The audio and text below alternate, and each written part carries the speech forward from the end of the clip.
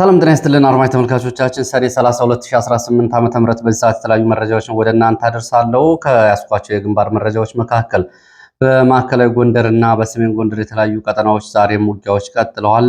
በተለይ በወገራ ቆላማ አካባቢዎች እንዲሁም ደግሞ በዳባትና በደባርቅ አዋሳኝ ቆላማ አካባቢዎች ከአዳርቃይ እስከ አጅሬና ጃኑራ ቀጠናዎች ባሉት ቆላማ ቀጠናዎች የሌሊት ውጊያዎች፣ የክላስተር ዘመቻዎች፣ የሽምቅ ውጊያዎች ቀጥለዋል። ይህንን በተመለከተ ዛሬ በአካባቢ የነበሩ ሁኔታዎችን በተመለከተ ዝርዝር የግንባር ወታደራዊ መረጃዎችን አደርሳችኋለሁ። በተመሳሳይ በአርማጭሆ ቀጠናም እንደዚሁ የውጊያ መረጃዎችን አደርሳለሁ። በሸዋ ቀጠናም በተመሳሳይ እነዚህን የግንባር መረጃዎች ጨምሮ ሌሎች የዝርዝር መረጃዎችን እየተከታተላችሁ አብራችሁ እንድትቆዩ ነው በአክብሮት የምጋብዛችሁ። በዚህ ሰዓት ከያስኳቸው መረጃዎች መካከል ደግሞ ሰሞኑን ዓለም አቀፍ ማህበረሰቡ የቀይ መስመር እያለ ጥሪ ሲያቀርብበት የነበረው ወሳኝ የምትባለው የሱዳን ከተማ ዛሬ በአርኤስኤፍ ቁጥጥር ስር ገብታለች። ይህንን በተመለከተም ዝርዝር መረጃ አደርሳችኋለሁ። ወታደራዊ፣ ፖለቲካዊ፣ ዲፕሎማሲያዊ መረጃዎችንም አሰናድቻለሁ። በቅደም ተከተል ወደ እናንተ አደርሳለሁ።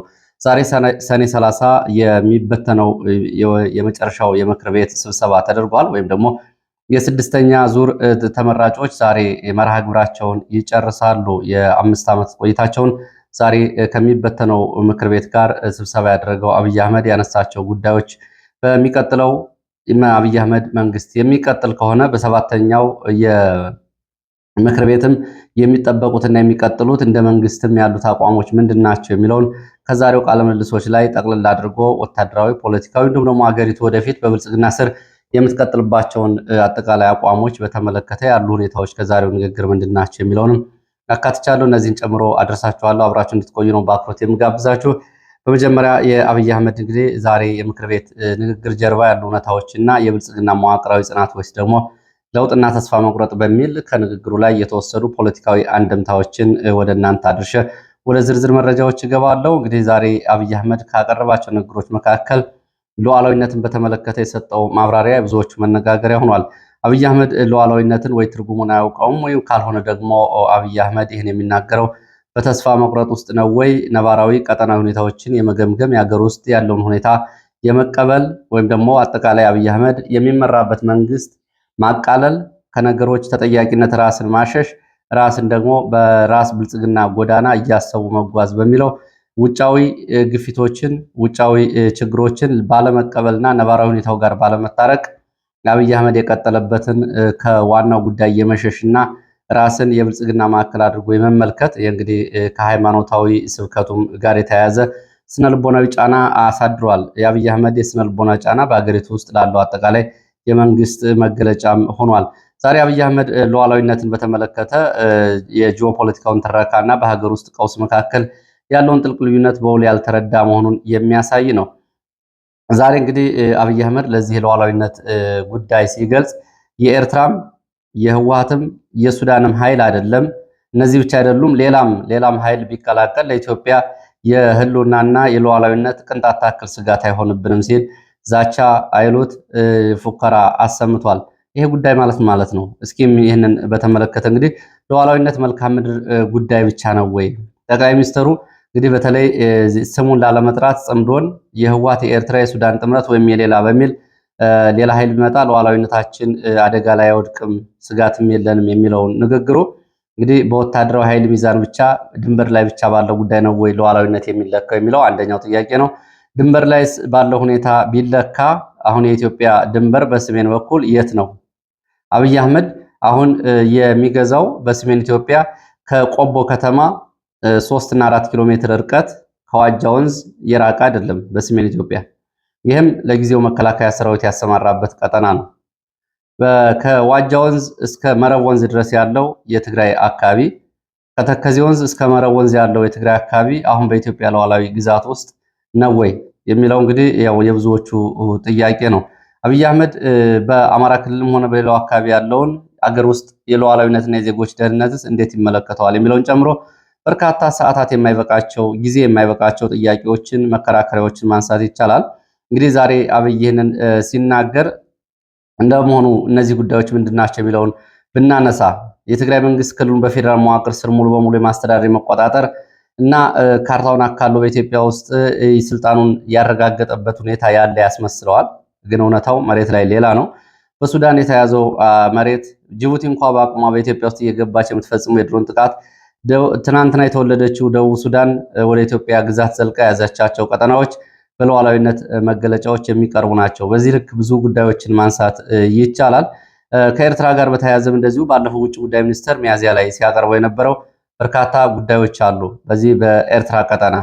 ይህስ ከሉዓላዊነት ጋር አያያዝም ወይስ ደግሞ አሁን አብይ አህመድ ኃይል ያሰማራበት እስከ ዋጃ ወንዝ ያለው ብቻ ነው ኢትዮጵያ ሉዓላዊ ግዛት ቆቦ ድረስ ዋጃ ወንዝ ድረስ ብቻ ነው የሚለውን የተለያዩ ጉዳዮችን ማንሳት ይቻላል። በአማራ ክልልና በወለጋ በአማራ ክልልና በኦሮሚያ ክልል ያለው አጠቃላይ ሁኔታስ ምን ይመስላል? ያም የሚታወቅ ነው። በአማራ ክልል እንግዲህ 80 በመቶ ገጠራማ አካባቢዎች እስከ 90 በመቶ የሚሆኑት አሁንም በሱ ቁጥጥር ስር አይደሉም። ይሄ ሉዓላዊነት አይታይም ወይ? በከተሞች ከሰራዊት ስምሪት ውጭ ያለው በወለጋም በሸዋ ቀጠናም ያለው በተመሳሳይ እና በአገር ውስጥ ያሉ ዜጎች ከቦታ ቦታ መንቀሳቀስ በገዛ ሀገራቸው ዜጎች ሙሉ የነጻነት ሳይኖራቸው የዜጎች ሉዓላዊነት እንዴት ይታያል? አብይ አህመድ ሉዓላዊነት ያለው ምንድን ነው የሚለውንም እንግዲህ በዚህ መንገድ ማንሳት ይቻላል። እንግዲህ የውስጥ ችግሮችን የማቃለል ወይም ደግሞ አብይ አህመድ ስልታዊ አካሄዱን በዋናነት የመንግስቱ ዋና የአስተዳደር ዘይቤ አድርጎታል። ቀደም ሲል ታፍነው የቆዩ አሁን በነጻነትና ማህበራዊ ሚዲያ ምክንያት የወጡ ችግሮች ናቸው ውለው አድረው የሚጠፉ ችግሮች አድርጎ የኢትዮጵያን አሁናዊ ሁኔታ አቃሎ ያቀረበበት ጉዳይ አገር ከእጅ እየወጣ እንደሆነ በደንብ አለመገንዘብ ወይም ደግሞ ሌላው ከእጅ ቢወጣ በእጅ ያስኩትን ይዤ እቀራለሁ የሚል የአገሪቱን ክፋይ ለድርሻ ይወስዳለሁ የሚል የተለየ ስሌት ተደርጎ ሊታይ እንደማይችል ምንም በዚህ ላይ ብዥታ አይኖርም። እንግዲህ ይህን ያህል ብዙ ችግሮችን አቃሎ ችግሮች የሉም፣ ተፈጥሯዊ ችግሮች ናቸው፣ ችግሮቹ የሽግግር ጊዜ ናቸው፣ ከሌላው ሲንከባለሉ የመጡ ናቸው በሚል ጉዳዩን አጠቃላይ ኖርማላይዝድ ወይም ደግሞ ሁኔታዎችን በሙሉ የተረጋጉና መደበኛ አስመስሎ ያቀረበበት ሁኔታ አብይ አህመድ አሁንም የሀገሪቱን ችግር ለመፍታት አይደለም ችግሩን ለመገንዘብ ያለበትን ደረጃ የሚያሳይ ነው። እንግዲህ በአጠቃላይ አብይ አህመድ የወደፊቱ የሀገሪቱ ጣፋንታ በተመለከተ መሰረታዊ ተቋማዊ ዘላቂ የሆነ ወታደራዊ ሆነ ፖለቲካዊ አቋሞችን መውሰድ እንደማይችል በዛሬው ለሚበተነው ምክር ቤት ደግሞ ነገ ለሚመጣው ምክር ቤት በሁለቱም ሽግግር መካከል ዛሬ ያረጋገጠበት ቀን ሆኖ ተመዝግቧል። ከዚህ ጋር በተያያዘ እንግዲህ ቀጠናዊ ስጋቶችን ምላሽ ሊደርስ ቢመጣ ቀጠናዊ ስጋቶችን እየተዘጋጀን ነው፣ ቀኑ ሲደርስ ታዩታላችሁ የሚል ንግግርና ዲስኩር ነው እያደረገው። እንግዲህ ይሄ ብዙ ሊያስብል የሚችል ጉዳይ ነው። እንግዲህ የእጀታ የመጥረቢያ ወይም ደግሞ እጀታውን የሚያዙ ሰዎችን ጉዳይ አንስቶ ጉዳዩን ሲያወዛውዝ እየተዘጋጀን ነው የሚል ጉዳይ ነው። ግን ሰራዊቱም አየር ኃይሉም በአገር ውስጥ ጦርነት አልቆ ደቆ ነው የሚገኘው። እያንዳንዷ በየደቂቃው የምትተኮሰው ጥይት ከምታጠፋው የሰው ሕይወት በላይ አገሪቱን ካዝናዋን ራቁት እያስቀረች ነው የምትገኘው። በብድር ወይም ደግሞ ከልማት ድርጅቶች በሚሰበሰብ ገንዘብ ከዜጎቹ ያላግባብ በቅጣትና በግብር በሚሰበሰብ ገንዘብ በእያንዳንዱ ቀን ጥይት፣ ሞርተር፣ ድሮን ነው እየተገዛበት ያለው። በዚህ ሁኔታ ምን ያክል ርቀት እንሄዳለን? እንግዲህ አብሮ የሚታይ ጉዳይ ነው የሚሆነው። በአጠቃላይ አብይ አህመድ እንግዲህ በችግሮቹን ውጫዊ አድርጎ አቅርቧል። ዛሬ ችግሮቹን በሙሉ ውጫዊ አድርጎ አቅርቧል። ይሄ ማለት እንግዲህ አካሄድ መንግስት ለሀገሪቱ ዘርፈ ብዙ ቀውሶች የውስጥ ሰላማዊ መፍትሄዎችን፣ የመዋቅር ማሻሻያዎችን ከመፈለግ ይልቅ የተለመደውን ኃላፊነት ወደ ሌላ የማዞር ጣት የመቀሰር ፖለቲካ በሰባተኛው ምክር ቤትም በቀጣይ እንግዲህ ከተመሰረተ ምክር ቤቱ ለዛው አብቅቶት ከተመሰረተና መንግስቱ አብይ አህመድ ቢቀጥልለት ይህን ነው አድርጎ እንደሚቀጥል ምንም ጥርጥር የለውም። በጥፋት ላይ የተመሰረተ ራስን የማጥራት ትርክትን እንደ ጂኦፖለቲካዊ ወይም ደግሞ እንደ ሀገር ውስጥ የፖለቲካ ፖሊሲ አድርጎ አብይ አህመድ እየተከተለ መሆኑን ማሳያው የዛሬው ንግግሩ ነው። ሌላ እውነተኛ የፖለቲካ ድርድር እንደማይኖርም ተናግሯል። በአማራ ክልልም ሆነ በኦሮሚያ ክልል ትጥቅ ትግል የሚያደርጉ ወገኖች ትጥቅ ፈተው እንደ ጓደኞቻቸው በቀበሌ በሚሊሻ ጽሕፈት ቤት ስልጣን ተደራድረው ይመለሳሉ። ይህ እንግዲህ ይህም የሚያሳየው ምንድነው? ወታደራዊ እርምጃ ምርጫ እንጂ የሰላማዊ አማራጭ ዝግጁነት አለመኖሩን ላለፉት 5 ዓመታት ብቻ ሳይሆን ለሚቀጥለው ለሰባተኛ ዙር ለሚመሰረተው ምክር ቤትም ይሄ የመንግስት አቋም መሆኑን በደንብ ያሳያል። ከህወሓት ጋር ያለው ጉዳይ ወጣ ገባ ነው። ዛሬ እንግዲህ ህወሓትን በተመለከተ እኛ ከስረንም ቢሆን እንደራደራለን የሚለውን አብይ አህመድ አንጸባርቋል። ይሄ እንግዲህ ከጀርባ በአውሮፓ ህብረትና በአሜሪካ የውጭ ጉዳይ መስሪያ ቤት በኩል እየተደረገ ያለውን የድርድር ግፊት የሚያረጋግጥ ነው። ይሄ ስልታዊ ማምለጫም ተደርጎ ሊወሰድ ይችላል። ግን ይሄ እየሆነ ባለበት ሰዓትም በመቶ ሺህ የሚቆጠር ሚሊሻ እንዲንቀሳቀስ ትዕዛዝ መሰጠቱም ይታወቃል። የምርጫ ቅቡልነት ፍለጋ እንግዲህ ዛሬ አብይ አህመድ ከነባራዊ አውድ ውጭ በተደጋጋሚ የተናገረው ጉዳይ ይሄ ምርጫው በየትኛው መመዘኛ በሀገሪቱ ውስጥ ባለው ሰላም፣ ደህንነት፣ የጸጥታ ችግር ምክንያት እንዲሁም ደግሞ በሀገሪቱ ውስጥ አካታች የሆነ ሁሉንም ቦታዎች ላይ ምርጫ ማድረግ የሚቻልበት ሁኔታ የለም ከሚለው መከራከሪያ ጋር እና ሀገሪቱ በጦርነት ውስጥ ነች የሚለውን የዓለም አቀፍ ሚዲያዎችን ዘገባ ለመሸፈን ምርጫውን እና በምርጫው የኢትዮጵያ ሕዝብ ያሳየውን በሚል በተደጋጋሚ የቀረበው ጉዳይም ወደፊትም በምርጫ የተመረጥን መንግስት ነን ሌሎቻችሁ ምን ታመጣላችሁ የሚለው ለመርሃ ግብር ለዚህ ነበር ይፈልግ የነበረው። ምርጫው ልክ ይችን ሪፖርት ለማቅረብ ነበር ይፈልግ የነበረው። ያን እንግዲህ አድርገናል የሚል አቋም የተወሰደበትና እኛ የምርጫ መንግስት ነን በሚለው በቀጣዮቹ አመታትም ከቀጠለ እንግዲህ ሰባተኛ ምክር ቤትም ለመመስረት ጊዜውና እድሉ ካለ ይህንን ለመቀጠል የተፈለገ ነው ይመስለው። ሌላው ጦርነቱን ያቃለለበት መንገድ ነው። አብይ አህመድ ጦርነቱን ሲያቃልል አብይ አህመድ የሽምቅ ውጊያ አይቆምም፣ እኛ ዘመናዊ የጸጥታ ኃይል እያጠናከርን ነው፣ ወታደራዊ አቅማችን እያጠናከረ የሽምቅ ውጊያ አይቆምም፣ መንግስት ግን እየተመረጠም ይቀጥላል የሚለው ንግግር አሁንም ረጅም ጦርነት ለማድረግ ያለውን ፍላጎት የጦር ስምሪት የሚያሳይ ነው። ይህን እንግዲህ በጠዋቱ መረጃ ጊዜ እንዳነሳሁት ቦኮ ሐራምን በማነጻጸር በሰሜን ናይጄሪያ እና በናይጄሪያ ቀጠናዎች ያለውን ሁኔታ በማነጻጸር ነው። 13000 ታጣቂዎች አሁንም እጅ እየሰጡ ነው ለመንግስት የሚለው ከላይ እጅ ስጡ ከሚለው ጋር የተያያዘ ነው። በዚህ ልክ ነው እንግዲህ ብዙ ጉዳዮች የሚታዩት። እናንተ ምንም ጉዳዮች ተመልክታችኋል። ያው ኢኮኖሚያዊ፣ ማህበራዊ ጉዳዮቹ በተለይ ብዙዎቹ የቁጥር ጨዋታዎች አሁን ያለውን ነባራዊ ሁኔታ የሚወክሉ አይደሉም። የዛሬ 30 ዓመት አንድ ሀገር የማምረት አቅሙ፣ የሰው ኃይል አቅሙ፣ የቴክኖሎጂ አቅሙ፣ የኮንሰምፕሽን ወይም ደግሞ የመጠቀም አቅሙ ዝቅተኛ በነበረበት ጊዜ የነበሩ ቁጥሮችን አሁን የኢትዮጵያ ሕዝብ ካለበት ቁጥር ከሚንቀሳቀሰው ኢኮኖሚ እንዲሁም ደግሞ በግለሰብ ደረጃ በባለሀብቶች ደረጃ ከመነጨ ሀብት ጭምር ጋር እያነጻጸሩ ቁጥሮችን ኢትዮጵያዊን የማይወክል ቁጥር ማቅረብ ነው እንግዲህ የተሞከረው። እዚህ ላይ ብዙ ክርክር የለም። አሁን ብዙ ኢትዮጵያዊ እየኖረው ያለው የህይወት ኑሮ ስለሆነ እሱን ያውቀዋል። እንግዲህ ዛሬ በምክር ቤት ዶክተር ደሳሌ ጫኔ እንዳቀረበው በኢትዮጵያ ውስጥ አሁን ጥቂት ባለጸጎች፣ በጣም ባለጸጋ እና ብዙ ድሃ ነው ያለው።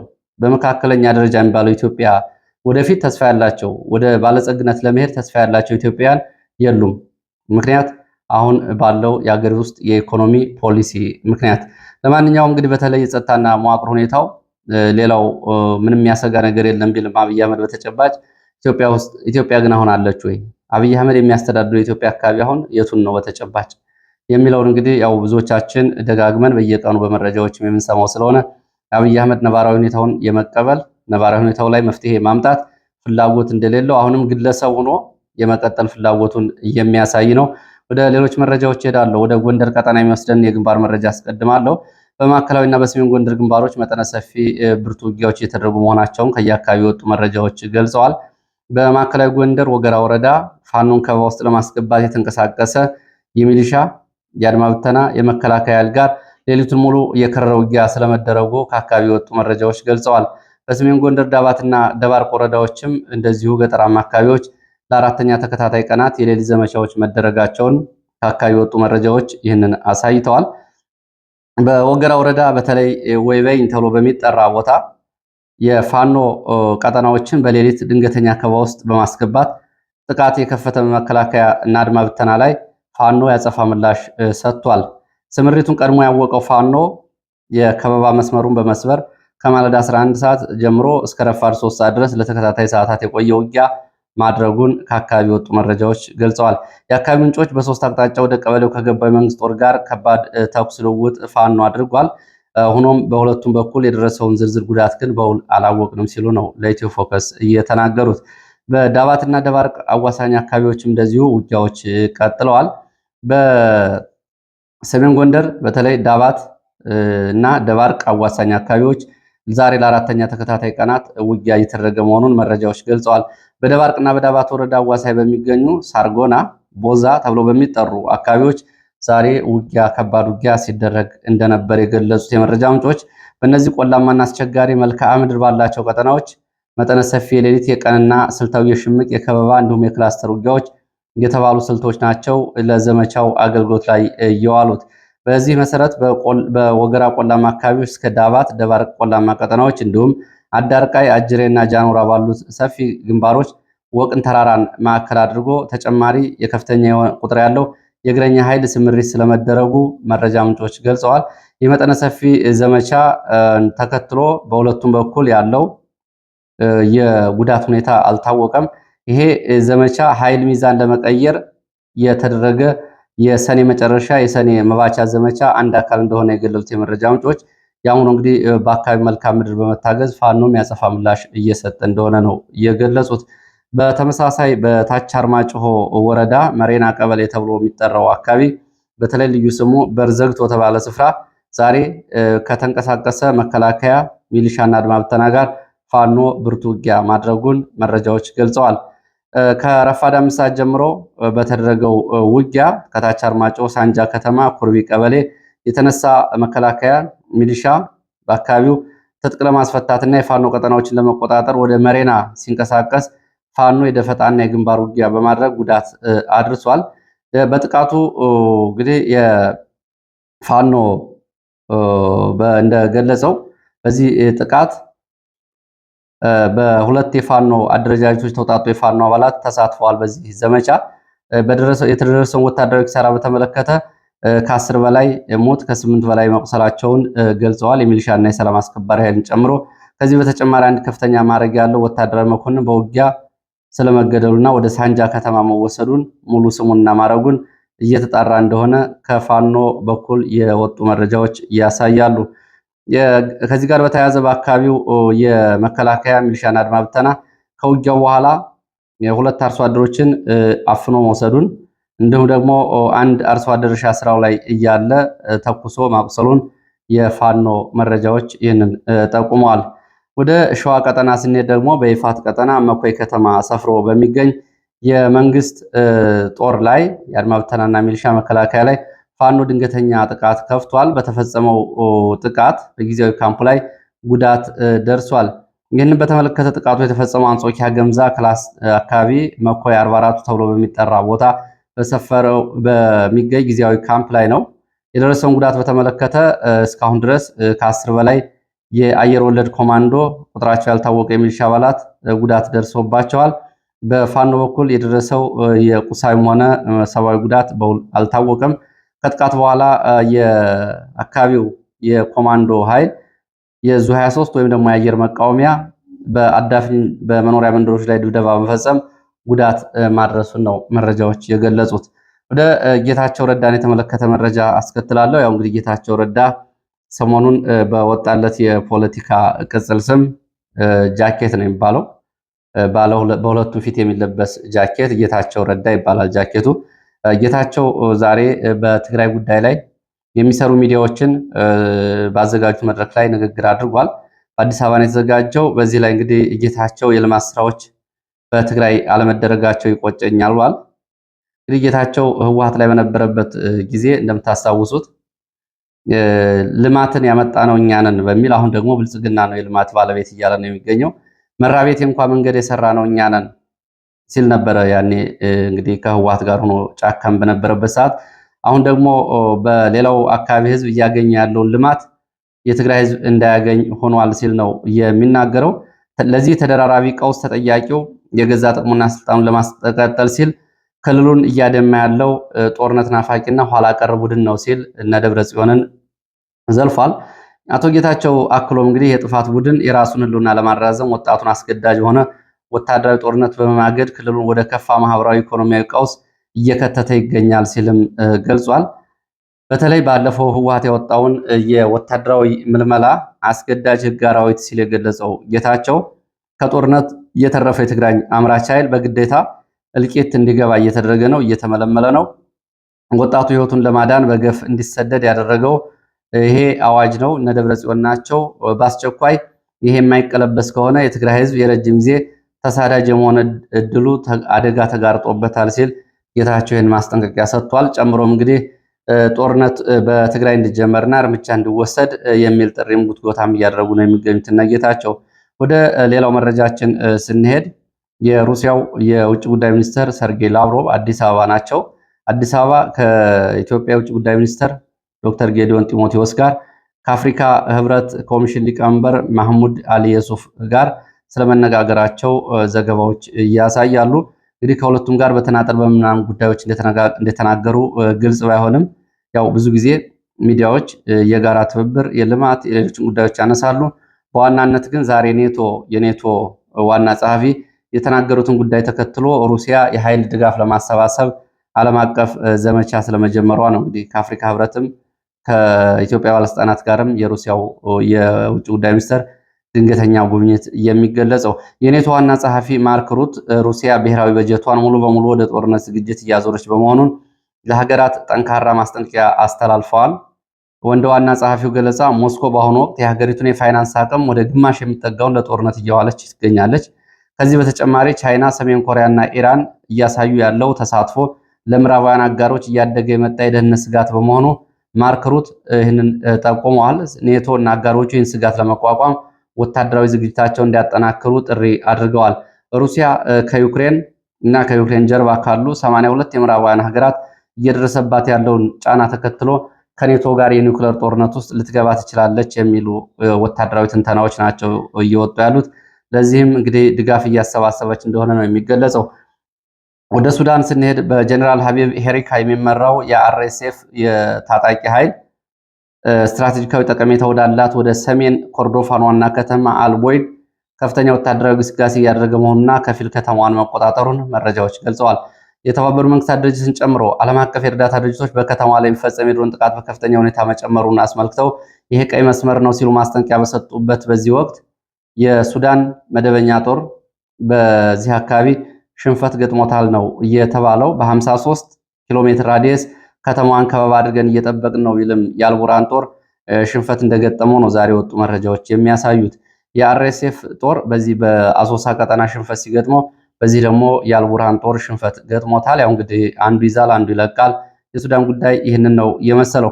ይሄ ቦታ በተለይ በሱዳን ጦርነት ካለው የማዕከላዊና ምዕራቡን ሱዳን ቁልፍ ሎጂስቲክ መገናኛ መስመር መሆኑን አቦይድ ከተማን የሚያውቁ ሚዲያዎች እየዘገቡ ነው የሚገኘው። በጀነራል ሀቢብ ሄሪካ የሚመራው የአርኤስኤፍ ኃይል ወደ ከተማዋ እያደረገ ያለው የተጠናከረ ወታደራዊ ግስጋሴ በአካባቢው የሱዳን ጦር ህዝባዊ እምቢተኝነትና ሚሊሻዎች ክፉኛ አጣብቂኝ ውስጥ ከገባ በኋላ ነው ይሄን እያደረገ ያለው። አልወይድ የሰሜን ኮርዶፋን የንግድና የረድኤት ማዕከል በመሆኗ ከተማዋን መቆጣጠር ማለት ለአርኤስኤፍ ከዳርፉር እስከ ምስራቅ ሱዳን ያለውን መስመር ሙሉ በሙሉ ለመቆጣጠር የሚያስችል ወታደራዊ ድል እና በር ከፋች ስትራቴጂክ ስልት ተደርጎ ይታያል ብለዋል ሚዲያዎቹ። ሌላው ኒያላ ዩኒቨርሲቲን አሁን በዚሁ በኮርዶፋን የሚገኘው ኒያላ ዩኒቨርሲቲን የአርኤስኤፍ ዩኒቨርሲቲውን የድሮን ማምረቻ፣ የኮሚኒኬሽን መረብ እና የድሮን ቴክኖሎጂ መቆጣጠሪያ ማዕከላትን በማድረግ ዩኒቨርሲቲውን ቅጥር ግቢ ለሬዲዮ እና ለሞገድ ማቀናበሪያ ሰርቪስ እየዋለው እንደሆነ የሱዳን ሚዲያዎች ገልጸዋል። በአጠቃላይ በዳርፉር ከሱዳን መደበኛ ጦር አንጻር አብረው ይሰለፉ የነበሩ ታጣቂዎች እና ቁጥራቸው ትተውት ወደ አርኤስኤፍ ሰሞኑን መግባታቸውን የሚገልጹ መረጃዎች ወጥተዋል። በጀነራል አብዱልፈታህ አልቡርሃን በጋራ ኃይሎች ጆይንት ፎርስ እየተባለ የሚጠራው በውስጥ አለመግባባት መከሰቱን ተከትሎ በዳርፉር ቀጠና አዳዲስ መልክ ያላቸው ግጭቶችና መልክዓ ምድራዊ፣ ፖለቲካዊ፣ ወታደራዊ ቅኝቶች እየተስተናገዱ ነው። ቀደም ሲል የሱዳን መደበኛ ጦር የአልቡርሃን ጦር ታማኝ የነበሩ ታጣቂዎች በብዛት እየከዱ ወደ ድጋፍ ሰጪው ሰሞኑን መቀላቀላቸው ተገልጿል። ይህ የከዳተኞቹ ቁጥር መጨመር በምዕራብ ዳርፉር ያለውን የኃይል ሚዛን ሙሉ በሙሉ ወደ አርኤስኤፍ እንዲያጋድል ያድርገዋል ነው ያሉት ተንታኞች። በጀነራል አልቡርሃን እና ከሰራዊቱ ጎን ተሰልፎ የነበሩ የጋራ ኃይሎች የቀድሞ አማጽያን ጥምረት መካከል የተፈጠረው ትልቅ ስንጥቅ ለዚህ መዳከም ዋነኛ ምክንያት ነው ሲሉ ገልጸዋል። የውስጥ ሽኩቻ መከፋፈል የሱዳን መደበኛ ጦር በዳርፉር ክልል ያለውን የመከላከል አቅም ሊያዳክምበት ይችላል ሲሉ ወታደራዊ ተንታኞች ይናገራሉ። ለሰዓት የነበሩ መረጃዎች እነዚህ ናቸው። በመጀመሪያው ፖለቲካዊ መግቢያና አስተያየት የፓርላማ ውሎ ጨምሮ ያቀረብኩላችሁ ፕሮግራም ይህን ይመስላል። ስለተከታተላችሁ በእጅጉ አመሰግናለሁ። በሌላ ተመሳሳይ መርሃ ግብር እንገናኛለን። መልካም ጊዜ